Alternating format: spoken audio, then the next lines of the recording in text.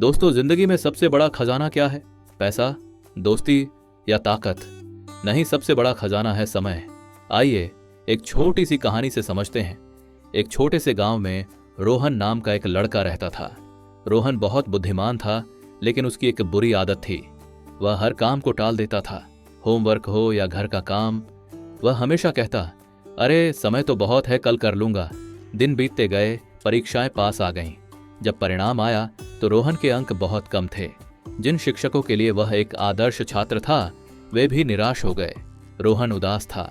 रात को वह अपने नाना जी के पास गया और बोला, नाना जी, मैं समझ ही नहीं पा रहा। मैं तो पढ़ाई में अच्छा हूं, फिर भी असफल क्यों हो गया? नाना जी मुस्कुराए और बोले, बेटा, तुम्हारी समस्या पढ़ाई नहीं है, तुम्हारी समस्या है समय की कदर न करना। रोहन हैरान होकर बोला, लेकिन नाना जी, समय तो हमेशा होता है ना, मैं बाद में भी सब कर सकता हूं। नाना जी ने पास रखी घड़ी उठाई और बोले, यह घड़ी देख रहे हो, इसका एक एक सेकंड तुम्हारी जिंदगी का हिस्सा है। जो बीत गया वह कभी वापस नहीं आता, और समय एक बार चला गया तो उसे दुनिया की कोई ताकत वापस नहीं ला सकती। फिर नाना जी ने एक छोटी सी कहानी सुनाई। एक किसान था जो कहता था कि मैं बीज कल बोऊंगा, और कल आने के इंतजार में उसने कभी फसल ही नहीं उगाई। जब समझ आया तब तक जमीन बंजर हो चुकी थी। यह सुनकर रोहन को एहसास हुआ कि वह भी अपनी जिंदगी को बंजर जमीन बना रहा है।